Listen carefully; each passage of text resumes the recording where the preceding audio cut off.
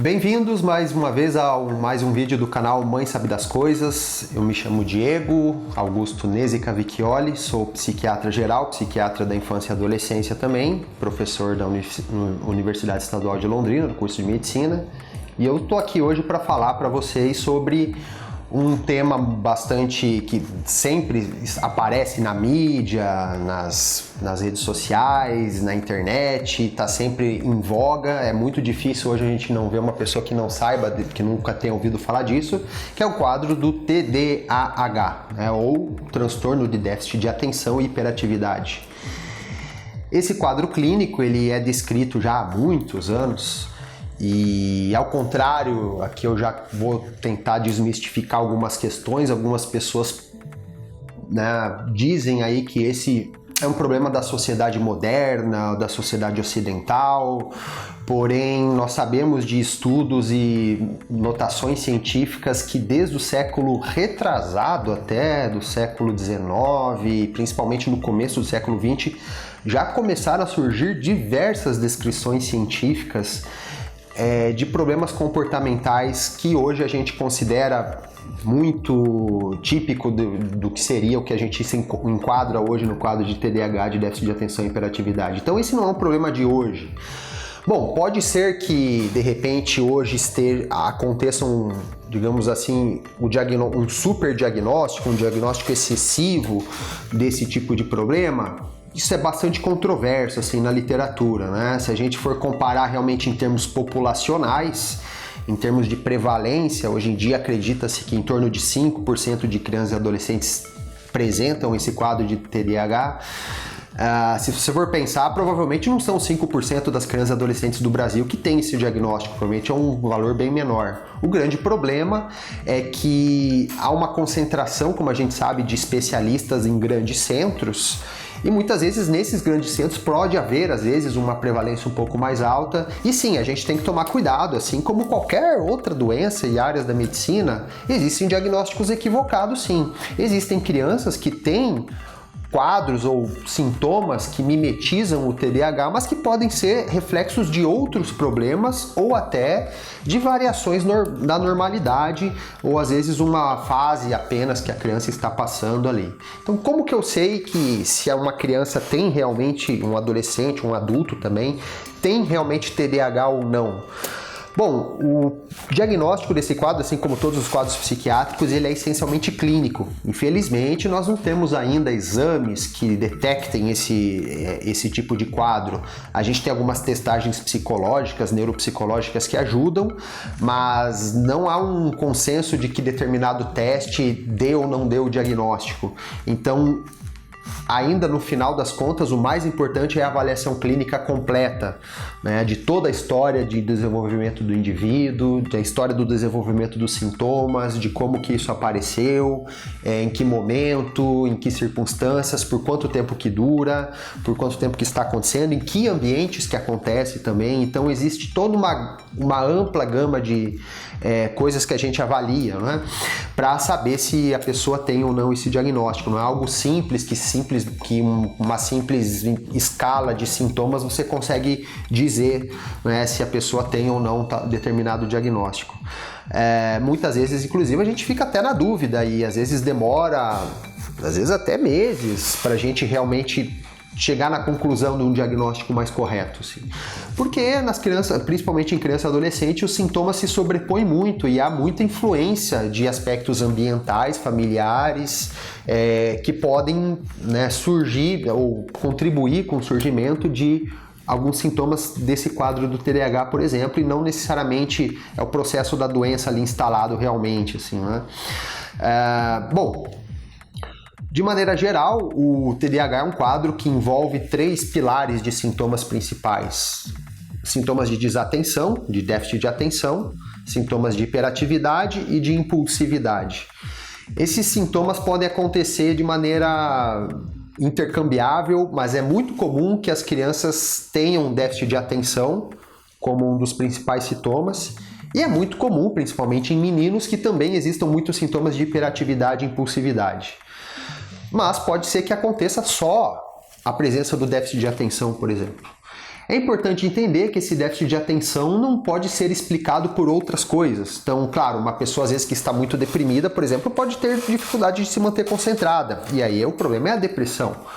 Uma pessoa muito ansiosa, por ficar o tempo inteiro preocupada com os problemas, pensando nas coisas ruins que podem acontecer, também pode não conseguir se concentrar direito nas coisas. E aí o problema principal da pessoa é a ansiedade, não é o TDAH.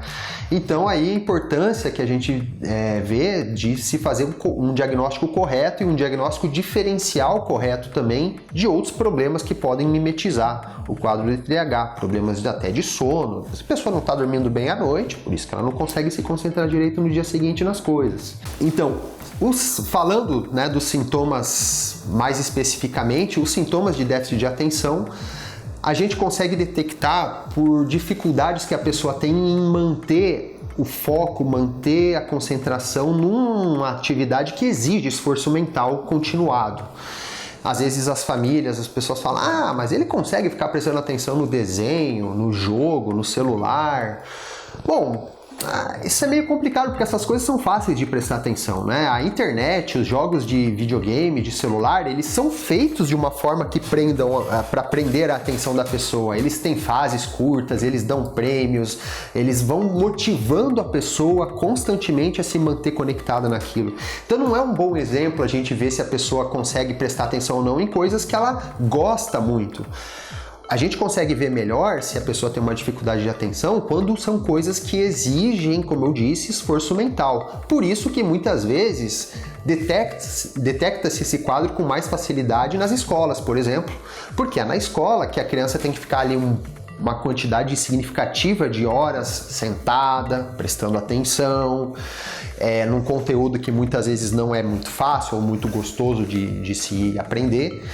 E aí, nesse caso, vê-se nas pessoas que têm déficit de atenção uma facilidade muito grande em se dispersar, em se distrair com qualquer coisa ao redor, em se esquecer de não anotar direito algumas coisas que o professor passou, de se recordar de coisas que foram faladas, porque naquele momento que estava sendo passada a informação a pessoa estava com a cabeça em outro lugar, né?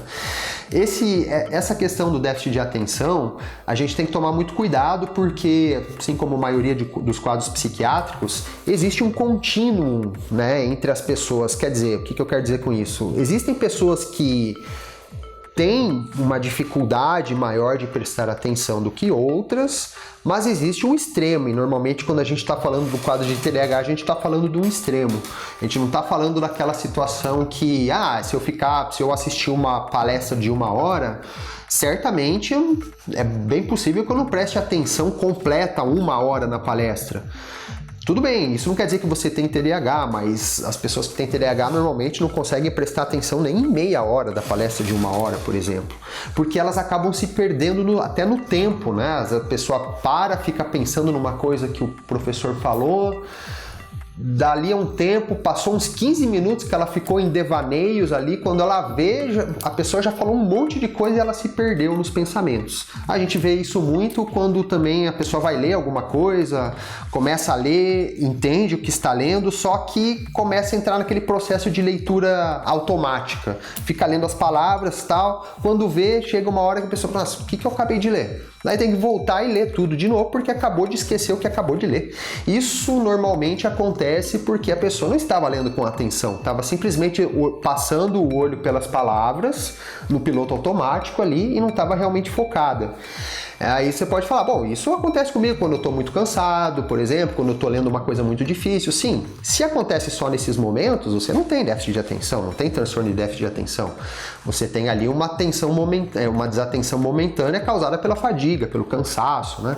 As pessoas com TDAH têm esse tipo de problema a maior parte do tempo, em várias situações, em vários ambientes. E essa é uma das chaves principais para o diagnóstico. Não basta a gente dizer, por exemplo, que a criança não consegue prestar atenção na aula, mas aí você vai ver em todas as outras atividades extra-escola, a criança é super atenta, se concentra nas ordens que os pais dão, consegue lembrar de tudo que é falado para ela de recados, de instruções complexas, consegue se manter em atividades que exigem concentração, mas que não são de escola. E aí você vai ver, aí são esses os casos que muitas vezes a gente fica em dúvida e pensa às vezes em outras situações, às vezes o método da escola não está de acordo, às vezes com o perfil da criança, às vezes aquela criança específica ou adolescente específico tem alguma outra questão diferente, por exemplo, um problema específico de aprendizado, e aí por isso que ele não presta atenção, enfim. Existe uma série de coisas que a gente precisa avaliar, às vezes, nessas situações aí. Terminando de falar do elenco dos sintomas, além do sintoma de desatenção, de déficit de atenção, que a gente falou, questão de não se concentrar, de ser muito disperso, não lembrar das coisas que acabaram de falar, ser muito desorganizado, a gente tem os sintomas de hiperatividade e impulsividade. São sintomas bem clássicos, assim, as pessoas normalmente já associam, ele tem hiperatividade, né? Normalmente fala isso. Lembro mais uma vez que não é necessário que a pessoa tenha o sintoma de hiperatividade para a gente dizer que ele tem TDAH. Às vezes ele só tem a predominância de sintomas de déficit de atenção. Pelo menos é assim que a gente vê na atualidade dentro da psiquiatria. Os sintomas de hiperatividade são aqueles mais conhecidos, de uma agitação muito excessiva, de a pessoa não parar quieta, e aí novamente eu retomo aquele raciocínio do contínuo que existe entre as pessoas. Alguns críticos do diagnóstico do TDAH falam, olha, toda criança é agitada, é normal de uma criança ser agitada, né? De novo, volto a dizer e enfatizar, o problema não é a criança ser agitada na festa de aniversário, no momento em que está brincando, em alguns momentos do dia em que ela está alegre, feliz, ou que ela está lá ansiosa eventualmente com alguma coisa. O problema é uma agitação excessiva a maior parte do tempo, maior parte dos ambientes. Então é uma criança que, ao contrário do que é esperado para a faixa etária dela, está muito mais agitada, inquieta e desatenta do que o normal. Então a agitação excessiva, falar demasiadamente, não saber a hora de parar, se intrometer na conversa dos outros, é uma questão de impulsividade, não ter paciência de esperar porque fica querendo que aconteça logo. Isso às vezes é ansiedade, mas muitas vezes é um sintoma de impulsividade. E também às vezes ter atitudes impulsivas, né? É muito comum crianças com TDAH perderem o controle rápido, terem crises de raiva, de agressividade, e às vezes de uma forma muito súbita, muito impulsiva. Claro, isso não acontece só no TDAH, né? Mas é uma coisa que pode acontecer nesse quadro. Então, e aí eu também acho importante refletir. Hoje em dia tem algumas pessoas, normalmente fora do âmbito científico, que questionam a existência até do diagnóstico de TDAH. Bom, dentro da linha assim, acadêmica, científica, das pessoas especializadas, basicamente não há quem diga que esse diagnóstico não existe, né? O que a gente pode até discutir é essas coisas que eu comentei com vocês, de talvez o diagnóstico em alguns lugares, em algumas situações, ser dado de forma errônea. Porém, não quer dizer que o problema não exista. A gente sabe, inclusive, que existem graves riscos de não se identificar esse quadro e não ser tratado. Não é raro nós vermos depois pacientes adultos que sofreram graves consequências por não ter tido o diagnóstico de TDAH realizado antes e ter sido feito o diagnóstico. Quais são esses problemas que a gente costuma ver na prática clínica? O primeiro é uma chance muito maior de pessoas que têm TDAH desenvolverem uso e abuso de drogas e substâncias. Outra coisa é, por motivos óbvios, eles terem dificuldades de alcance acadêmico. Muitas vezes eles acabam até se situando no mercado de trabalho da forma que o potencial cognitivo deles lhe permitiria. Outra coisa que pode acontecer com quem tem TDAH também é acabar desenvolvendo até um problema na própria autoestima. A pessoa acaba vendo que criando crenças de tipo, estudar não é pra mim, eu não sou bom nisso. E às vezes simplesmente é uma questão de corrigir algumas coisas, né, do nível atencional dela, que já melhoraria, já conseguiria ter um desempenho tão bom quanto ou até melhor do que as pessoas da idade, assim. Então, É importante sim se fazer esse diagnóstico. A gente sabe que quem tem TDAH e não trata tem chance maior de desenvolver outros problemas além do uso de drogas, pode ter mais chance de desenvolver depressão, problemas de ansiedade, enfim. Então, a gente tem um tratamento disponível, acessível, né? Então não tem por que negar a criança ou adolescente um tratamento que ele tem direito, que pode melhorar a qualidade de vida dele. E qual que é o tratamento? Quais são os tratamentos que a gente tem disponíveis para o TDAH? Posso dizer que talvez na maioria dos casos, principalmente dos casos que têm sintomas e um prejuízo bem significativo, casos moderados para graves, quase sempre é imprescindível o uso de medicação.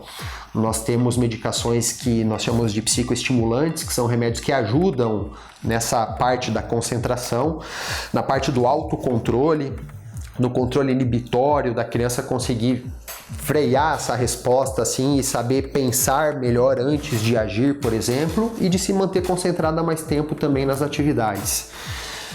Esses psicoestimulantes, óbvio, como qualquer remédio, eles não são livres de efeitos colaterais, eles podem ter alguns problemas, o principal deles é tirar o apetite, por exemplo, diminuir bastante o apetite, mas outros problemas já não são às vezes tão frequentes, podem acontecer outros problemas. É claro que isso você vai conversar depois com o seu médico, com o médico do seu filho e avaliar se é o caso de continuar com aquele remédio ou não. É lógico que nenhum médico prescreve um remédio pensando em fazer mal para a criança ou para o adolescente ou para o seu paciente. Sempre que os riscos ou os problemas superam os benefícios, o tratamento, a terapêutica tem que ser revista, obviamente. Então, mas a gente não pode achar que por os remédios terem algum tipo de efeito colateral, eles não devem ser usados, né? Pelo contrário, como eu falei, muitas pessoas tomam todos os dias vários remédios para várias outras coisas que dão efeitos colaterais, às vezes até piores que os psicoestimulantes, e não questionam o uso desses outros remédios.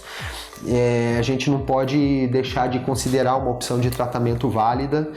E então, assim, uma outra coisa importante é que a maioria dos casos também costumam responder bem às medicações.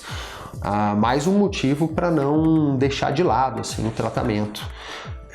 E também, eu diria que uma boa parte, talvez na maioria dos casos, ajuda muito também intervenções psicoterápicas, psicoterapias voltadas para o manejo de contingências, de problemas de desencadeantes ambientais, de organização, de ajudar a criança ou adolescente em métodos de estudo, métodos de conseguir lidar ali com a desatenção, mudando algumas coisas no ambiente dela.